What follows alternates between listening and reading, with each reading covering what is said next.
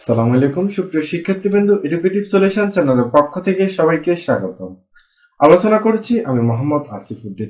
প্রিয় শিক্ষার্থী বন্ধুরা, আজকের ভিডিওতে আলোচনা করব সপ্তম শ্রেণীর গণিত 21তম সপ্তাহের অ্যাসাইনমেন্ট সমাধান নিয়ে। শিক্ষার্থী বন্ধুরা, প্রথমে আমরা অ্যাসাইনমেন্টটি দেখি।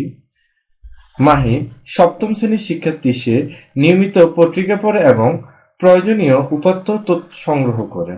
নভেম্বর মাসে তার শহরে দৈনিক করোনায় আক্রান্ত মানুষের সংখ্যা নিম্নোক্ত উপাত্ত সংগ্রহ করল: 20, 15, 21, 28, 23, 30, 27, 32, 20, 13, 27, 10, 30, 13, 20, 14, 20, 12, 17, 27, 20, 34, 14, 20, 18, 31, 18, 21, 32, 23। ক. মাহির সংগৃহীত উপাত্ত কোন ধরনের উপাত্ত? এই ধরনের উপাত্তের সাথে প্রাথমিক উপাত্তের কি পার্থক্য তা লিখো। 2. সংগৃহীত উপাত্তের গণসংখ্যা সারণী হতে আয়ত লেখো, অঙ্কন করে তা থেকে প্রচুরক নির্ণয় করো। প্রিয় শিক্ষার্থী বন্ধুরা, তোমরা এখনো যারা এডুকেটিভ সলিউশন চ্যানেলটি সাবস্ক্রাইব করোনি, অবশ্যই সাবস্ক্রাইব করে এডুকেটিভ সলিউশন চ্যানেলের সাথে থাকো। প্রিয় শিক্ষার্থী বন্ধুরা, এবার আমরা সমাধানটি দেখি। শিরোনাম হবে তথ্য উপাত্ত সংক্রান্ত সমস্যার সমাধান। 1 নং প্রশ্নের উত্তর: মাহির সংগৃহীত উপাত্তগুলোর মাধ্যমিক বা পরোক্ষ উপাত্ত। উপাত্ত দুই ধরনের, যথা প্রাথমিক বা প্রত্যক্ষ, 2 মাধ্যমিক বা পরোক্ষ উপাত্ত। নিম্নে প্রাথমিক উপাত্তের সাথে মাধ্যমিক উপাত্তের পার্থক্য তুলে ধরা হলো। মাধ্যমিক উপাত্ত সরাসরি উৎস হতে সংগৃহীত নয়, পক্ষান্তরে প্রাথমিক উপাত্ত সরাসরি উৎস হতে সংগৃহীত। প্রাথমিক উপাত্ত সাধারণত নির্ভুল হয়, যেহেতু তা সরাসরি উৎস হতে সংগ্রহ করা হয়। অপরদিকে মাধ্যমিক উপাত্ত ভুল থাকতে পারে, কেননা মাধ্যমে হতে সংগ্রহ করা হয়।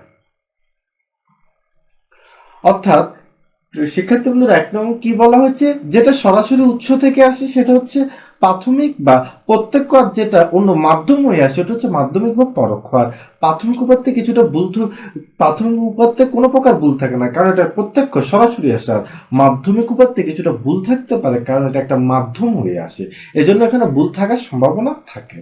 শিক্ষার্থী বন্ধুরা, আশা করি তোমরা এটা বুঝতে পেরেছো। আসি আমরা পরবর্তীতে 2 নং প্রশ্নের সমাধান।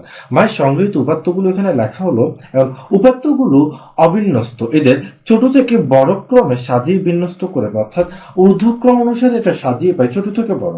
এখানে উপাত্তগুলো দেওয়া আছে, প্রশ্নে দেওয়া আছে এলোমেলো ভাবে।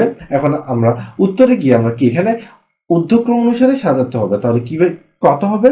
10, 12, 13, 13, 14, 14, 15, 17, 18, 18, 20, 20, 20, 20, 5টা 20 হবে। এরপরে 21, 21, 23, 23, 27, 27, 27, 28, 30, 30, 31, 32, 32, 34।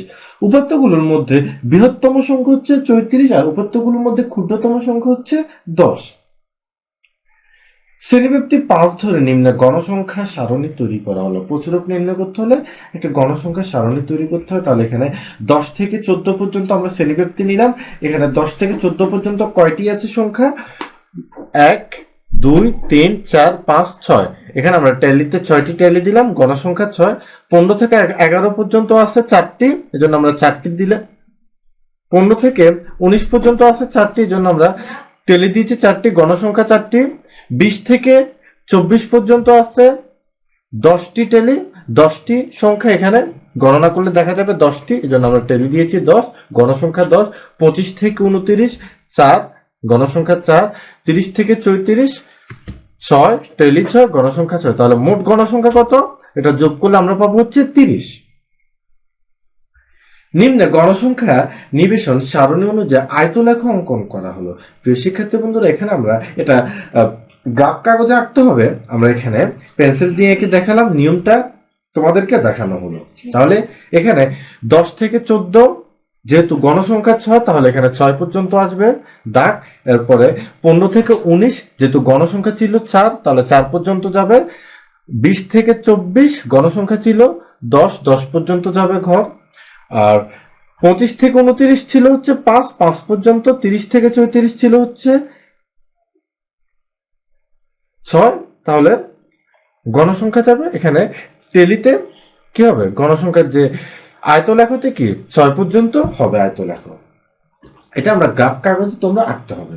আয়তলোকে থেকে সুস্পষ্ট প্রচুরক 20 থেকে 24 শ্রেণীতে তাহলে অবস্থিত এবং এই শ্রেণীতে 20 সর্বাধিক 6 বার রয়েছে, সুতরাং প্রচুরক হচ্ছে 20 হবে। অর্থাৎ আমরা যে এখানে তথ্য উপাত্তগুলোকে ঊর্ধ্বক্রম অনুসারে সাজিয়েছি, ঊর্ধ্বক্রম অনুসারে সাজিয়ে আমরা যে সংখ্যাটি সর্বাধিক বার পাবো ওইটাই হচ্ছে প্রচুরক। তাহলে আমরা এখানে দেখতে পাই কি সর্বাধিক বার আছে হচ্ছে 20, 6 বার, তাহলে প্রচুরক হবে 20।